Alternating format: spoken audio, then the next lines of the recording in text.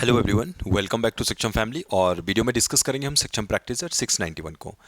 यहाँ पे कंप्यूटर के कुछ क्वेश्चंस हैं और जो आज का पेपर था आपका उसमें से कुछ क्वेश्चंस ऐसे थे जो प्रीवियस ईयर एग्जाम में पूछे गए हैं। रीजनिंग के क्वेश्चन ऐसे थे कि शायद जो आपको पहले भी आपने शायद किए होंगे, तो शायद प्रॉब्लम नहीं हुई होगी किसी को इस वाले सेट में। बट कंप्यूटर के क्वेश्चन एज ऑलवेज ये ऐसे क्वेश्चन है जो कभी भी कहीं भी पूछे जा सकते हैं। जैसे आपके पास यहाँ पे क्वेश्चन था कि डब्ल्यू एल एल का अर्थ क्या है, और जो डब्ल्यू एल एल का अर्थ होता है उसको हम कहते हैं वायरलेस इन लोकल लूप। या ध्यान दीजिएगा, अगर आपको वायरलेस इन लोकल लूप ना मिला तो वायरलेस लोकल लूप भी इसका आंसर हो सकता है। वैसे आपको वायरलेस इन लोकल लूप भी मिलेगा क्योंकि एग्जाम में आया हुआ ये क्वेश्चन है। ठीक है, किससे रिलेटेड है? ये आपका मोबाइल तकनीकी से आपका थोड़ा सा रिलेटेड है।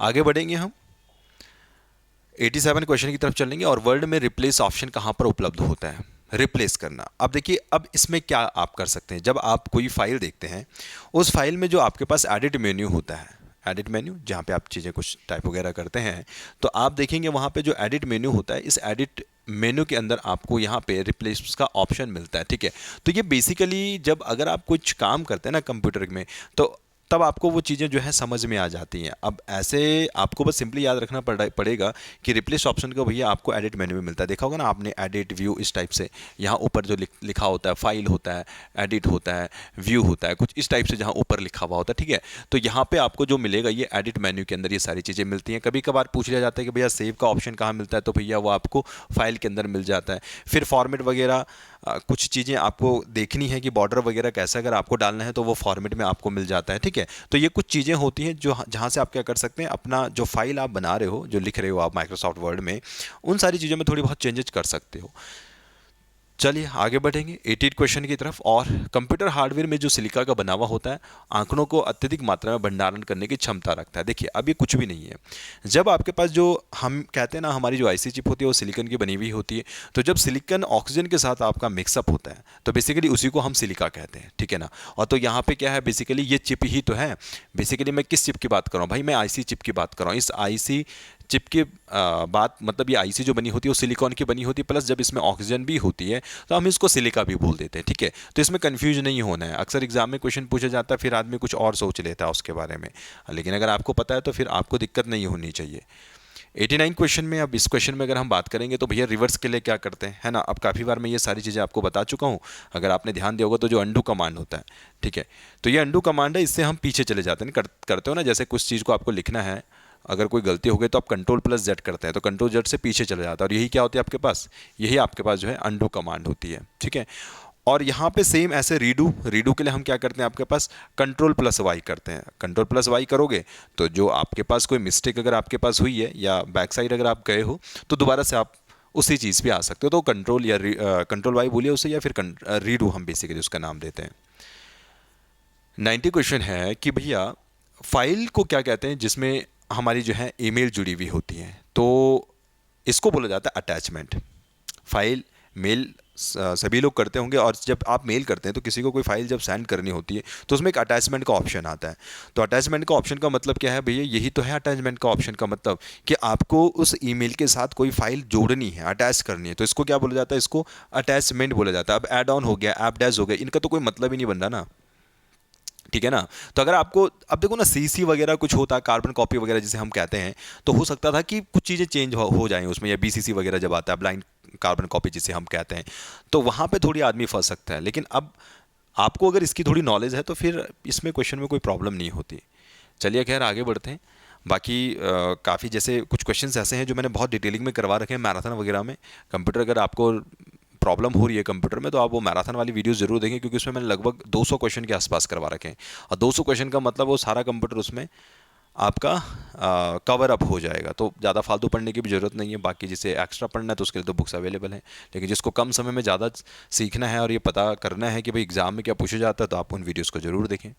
91 क्वेश्चन है, शायद लास्ट टाइम ये क्वेश्चन आया था, उसमें मैंने थोड़ा सा मिस कर गया था क्वेश्चन को। क्या था क्वेश्चन में? ये पहले भी डाला हुआ था क्वेश्चन। इस क्वेश्चन में था कुमार के दादाजी का एक पुत्र है और कोई पुत्री नहीं है। कुमार के दादाजी का एक पुत्र है, तो मतलब सिंपल हम कुछ ऐसा बना रहे थे, कैसे कि भैया कुमार बना दो ऐसा, ये हमारे पास कुमार है। अब ये कुमार के यहाँ पे क्या बोल रहा है, यहाँ पे कुमार के पिता होंगे, सीधी सी बात है, और यहाँ पे कुमार के दादाजी होंगे, सीधी सी बात है ना। ये कुमार के यहाँ पे पिता होते हैं, ये इनके दादा हो गए। कुमार के दादाजी का एक पुत्र है, तो मतलब ये कुमार के दादाजी का कौन है, ये पुत्र है, और ये कौन होंगे, ये कुमार के आपके दादाजी होंगे, ठीक है।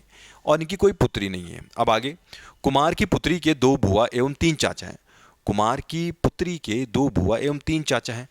अब ये कुमार है, इस कुमार की एक पुत्री है ये, और ये क्या बोल रहा है, इस पुत्री के क्या है बोला, इस पुत्री के आपके पास 2 बुआ और 3 चाचा हैं। तो मतलब यहाँ पे कुमार इसके फादर हो गए, 2 बुआ का मतलब भाई इनके पास क्या बनेगा, ये सभी आपस में भाई होंगे या बहन होंगी। एक बहन ये हो गई कुमार की, एक सिस्टर ये हो गई कुमार की।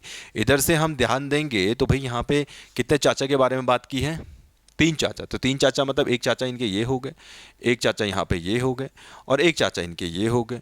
तो यहाँ पे अब आपको बताना ये था कि भैया कि जो कुमार के जो चाचा हैं या दादाजी हैं उनके पोते बेसिकली कितने हैं। तो देखो अक्सर एग्जाम में यही होता है, हम ना जल्दबाजी के चक्कर में ना क्वेश्चन गलत कर देते हैं, तो इस चीज़ को ध्यान रखो। जैसे लास्ट टाइम शायद मैंने 2-3 कर दिया था, है ना, जल्दबाजी में मैंने 2-3 कर दिया। तो यहाँ पे देखो, एक तो दादाजी, एक पोता तो ये है, एक ये है, एक ये है, और एक कुमार भी तो हो गया ना, ठीक है ना। तो यहाँ पे बेसिकली कितना हो जाता है, पोतियों की संख्या आपके पास हो गई 2, है ना, ये 2 पोतियाँ हैं, ये वाली ये गर्ल्स हैं, बाकी ये आपके पास सारे मेल हैं। तो मतलब कुमार को इंक्लूड करके यहाँ पे 2 और 4 इसका यहाँ पे ऑप्शन बनता है। तो देखो इससे ये सबक मिलता है, जब भी आप प्रैक्टिस सेट में आते हैं या प्रैक्टिस सेट लगाते हैं या क्वेश्चन बैंक लगाते हैं घर पे, तो चलो कोई बात अलग हो जाती है, लेकिन जब क्लास रूम में बैठे हुए हैं और क्लास में अगर आप मतलब सिस्टमैटिक वे में ईमानदारी से अगर अपने एग्जाम को दे रहे हैं, पेपर को दे रहे हैं, तो वहाँ से जो आपके ये लूप होल्स जो होते हैं, छोटी छोटी जो मिस्टेक होती हैं, इनसे आपको सीखना है। इनसे सीखना है यार कि अगर कल के दिन मेरे पास क्वेश्चन आ गया तो ऐसे आंख बंद करके 2 और 3 नहीं मारना है, क्योंकि अक्सर हम क्या देखते हैं कि यार हाँ ठीक है यहाँ पे 2 ये फीमेल हैं तो आप इसको भी मार सकते हो। मतलब मैक्सिमम लोग करते हैं ऐसी गलतियाँ, ठीक है ना, हो जाती हैं गलतियाँ, और कहीं ना कहीं यार 1-2 नंबर ना बहुत मायने रखते हैं। तो सबक लीजिए, जो गलतियां हो रही हैं उनसे सबक लीजिए और कोशिश करें कि नेक्स्ट एग्जाम में वो गलतियां ना हो। क्वेश्चन था आपके पास 15 जुलाई 2012 को, रविवार था, 15 जुलाई 2008 को सप्ताह का कौन सा दिन होगा। ऐसे क्वेश्चन मैं आपको बहुत तरीकों से करवा चुका हूँ, इससे पहले भी मैंने आपको एक क्वेश्चन करवाया था। और करना क्या है इसमें, कुछ भी नहीं करना भाई। 15 जुलाई बोल रहा है ये, 15 जुलाई 2012 बोला इसने, यहाँ पे था आपके पास 15 जुलाई 2008, ऐसे था, इसमें किसी को कोई दिक्कत नहीं होगी। अब भाई करना क्या है, सिंपली 15 से 15 कैंसिल, जुलाई से जुलाई कैंसिल, इन दोनों के बीच में डिफरेंस देखो कितना आ गया, 4। और बस आपको अब ये ध्यान देना है कि यहाँ पे लीप ईयर कितने थे। अब देखो लीप ईयर का मतलब, अब आप ना यहाँ बैक साइड जा रहे हो, 2012 से पीछे की तरफ आ रहे हो, तो मतलब इस 2012 से जब पीछे की तरफ आओगे तो ये 2012 आपका लीप ईयर में काउंट होगा, क्योंकि 2012 से पीछे की तरफ आ रहे हो ना। तो जुलाई से पहले आपके पास जून रहा होगा, जून से पहले आपका मई रहा होगा, मई से पहले अप्रैल, फिर आपके पास मार्च के पहले फरवरी। तो मतलब जब आप यहाँ से पीछे आ रहे होगे ना कहीं, तो आपको फरवरी मिलेगा, ठीक है ना। तो मतलब 2012 वाला जो साल रहा होगा ना आपके पास, आप उसको लीप ईयर कंसिडर करेंगे। फिर 2000 आपके पास 11 वाला ये लीप ईयर नहीं है, 2010 वाला लीप ईयर नहीं है, 2009 वाला भी आपके पास लीप ईयर नहीं है।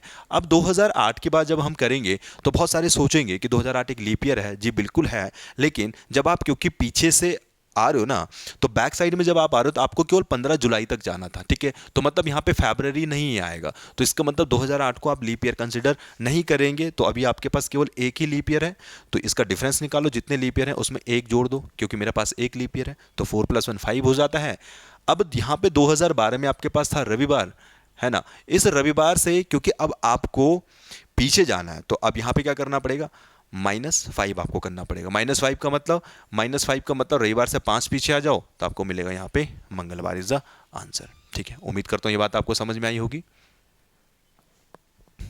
नेक्स्ट क्वेश्चन की तरफ बढ़ेंगे, 93 क्वेश्चन। अब इस क्वेश्चन में अगर आप ध्यान देंगे कुछ भी नहीं है। देखो कभी भी ऐसे क्वेश्चन पूछे जाए, कैसे भाई इसको हमने ये लिखा, इसको हमने ये लिखा, तो इसको क्या लिखेंगे, कभी दिमाग ही नहीं लगाना है। कभी ऐसा पूछ लिया जाए, देखो पहला वाला ये है, दूसरा वाला ये है, तीसरे वाला ऑटोमेटिकली वही सारी चीज़ें होती हैं जो आप लोगों को दिया हुआ है। जैसे देखो यहाँ पे क्या लिखा हुआ है, इस ए को पकड़ लो, इस ए को यहाँ पे लिखा हुआ है 8, इस ए को यहां पे लिखा है 8, ठीक है ना, 8 ही तो है।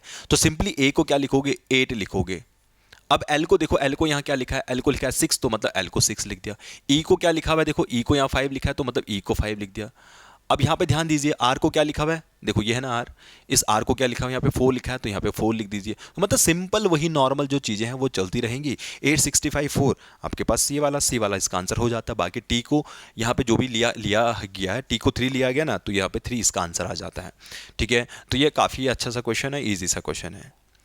किसी अष्टभुज में कुल विकर्णों की संख्या क्या होती है, ये मोस्ट इंपॉर्टेंट क्वेश्चन है। चाहो तो मैं हमेशा कहता हूँ कि भैया अपनी नोटबुक में ये चीज़ें ऐड कर लिया करो, ठीक है, क्योंकि देखो लास्ट टाइम पे क्या होता है ना, लास्ट टाइम पे रिवीजन नहीं हो पाती चीज़ें। अब हालांकि है आसान, लेकिन जब एग्जाम से पहले अगर आप रिवीजन नहीं करते तो फिर भूल जाता है इंसान। तो जब कभी भी आपके पास यहाँ पे डायगोनल्स निकालने को बोलेगा, ये क्या है, ये आपके पास डायगोनल्स हैं, विकर्णों को निकालने का एक नंबर है। और कैसे निकालना है, इसको सिंपली करना है एन एन माइनस 3 बाई आप यहाँ पे कर देंगे 2।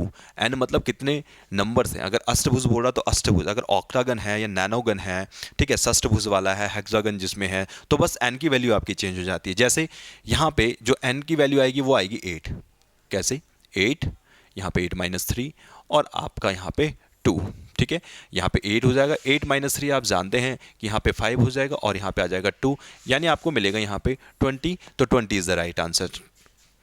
तो इस टाइप से इस चीज़ को नोट कर लेना, ठीक है, यूकेपीएससी में या एग्जाम में पहले से ही पूछा गया क्वेश्चन है, तो इसमें गलती नहीं होनी चाहिए। बात करेंगे 95 क्वेश्चन की। क्वेश्चन जैसे बोल रहा है वैसे चलते जाइए। जॉन ने एक महिला की ओर इशारा करते हुए कहा कि वह उसके पुत्र की पत्नी, किसके पुत्र की पत्नी, जॉन के पुत्र की पत्नी। तो क्या बना दो भाई, जॉन बना दो कुछ ऐसे, ये जॉन है और ये क्या बोला, जॉन बोल रहा है वह उसके पुत्र की पत्नी, इसका पुत्र जॉन का नीचे, ये पुत्र हो गया और इस पुत्र की है पत्नी, तो मतलब हम इसको ऐसे कुछ रिलेशन बनाएंगे, ये है भाई पत्नी, पुत्र की पत्नी, ठीक, पुत्र की पत्नी की बेटी, पुत्र की पत्नी की कोई बेटी होगी। अब इस बेटी की मां कौन है, यही तो है।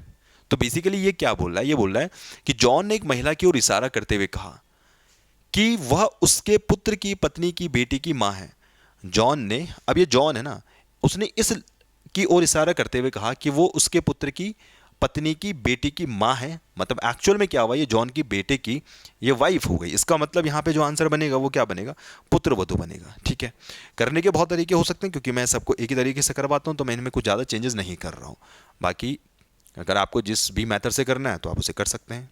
क्वेश्चन नंबर 96 की बात करेंगे और यहाँ पे 4 व्यक्तियों की आपको एक परिवार की औसत आयु दे रखी थी। ठीक है, तो कैसे करते हैं आपको पता होगा यार कि जो औसत होता है मेरे पास, एवरेज जो होता है, वो मैं कह सकता हूँ कुल जो आयु है। ठीक है, क्योंकि आयु के बारे में हम बात करते हैं, कुल आयु और नंबर ऑफ पीपल, यानी कुल क्या बोलेंगे इसे, नंबर ऑफ पीपल मतलब जितने भी आपके पास लोग हैं, कुल, कुल भी मतलब को इसे, या कुल व्यक्ति कर दो इसे कि यहाँ पे जितने भी व्यक्ति हैं। ठीक, अब सिंपल सी बात है यहाँ पे कि जो यहाँ पे कुल आयु आ जाएगा, औसत हमें कितना दे रखा है, औसत आपको दे रखा है 19 ईयर्स। यहाँ पे कुल आयु ऐसे लिखेंगे आप, और साथ ही साथ में आपके पास व्यक्तियों की जो संख्या है वो आपके पास 4 है। यानी अब आपके पास यहाँ पे कुल जो आयु आ गई है वो आपके पास आई है आपके पास 76। ठीक है, मतलब जो व्यक्ति हैं उनका जो टोटल सम करोगे आप परिवार के लोगों का, तो 76 उनकी जो है औसत आयु आ जाएगी। औसत आयु नहीं बोलूँगा, कुल आयु आएगी। ठीक है, औसत तो अपने को दिया हुआ है 19 वर्ष, तो ये कुल आयु आई है 76। अब इसने क्या कहा, 2 वर्ष बाद। तो 2 वर्ष बाद का मतलब आप क्या समझ रहे हैं, 2 वर्ष बाद का मतलब सिंपल बात हो गई भैया, 4 लोग थे, 4 लोगों में 2 वर्ष बाद इनका कितना हो जाएगा, 8 साल हो जाएगी। हर एक साल में एक व्यक्ति की 2 साल बढ़ेगी, तो 4 में आपके पास 8 हो जाएगा। यानी सिंपल सी बात है, 2 वर्ष बाद की जो कंडीशन होगी वो आपके पास हो जाएगी यहाँ पे 84।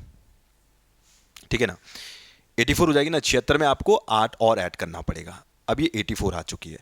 अब आप क्या करेंगे कि हमें क्या दे दिया था कि अब हमें बतानी है कि कितने प्रतिशत की वृद्धि हुई है ना। तो वृद्धि किस में हुई होगी, 76 में वृद्धि हुई होगी। यहाँ पे नीचे लिखोगे 76, 76 में कितने की वृद्धि हुई है, इनका जो डिफरेंस आएगा 84 आया है, 84 से 76 माइनस कर दोगे तो आपके पास ऊपर कितना आएगा, 8, है ना। ठीक है ना, समझ में आई ना बात भैया। 76 में 8 की वृद्धि तो हुई है, पहले 76 था, अब इन दोनों का जो डिफरेंस आएगा इसमें 8 की वृद्धि हुई है। अब क्योंकि आपको निकालना है यहाँ पे क्या निकालना है, परसेंट निकालना है, तो आप करोगे यहाँ पे 100। तो अब आप 4 2 जा 8, 4 1 जा 4, 4 9 जा 36, यानी आपको मिलेगा ये 200/19। अब 200/19 अगर आप सॉल्व करोगे तो आपको मिलेगा 10.5%। तो यहाँ पे इसलिए इसका आंसर हो जाता है। उम्मीद करता हूँ ये बात आपको समझ में आई होगी।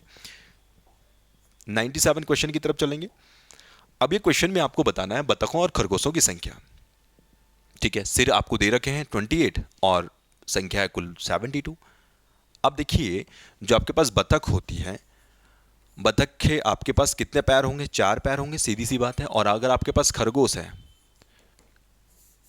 बतख के 2 पैर होंगे, ठीक है ना, और खरगोश के आपके पास कितने होंगे? 4 पैर होंगे, ठीक। अब इससे वेरीफाई कर लो। वेरीफाई मतलब अब इसने बोला है यहाँ पे सिर कितने हैं आपके पास?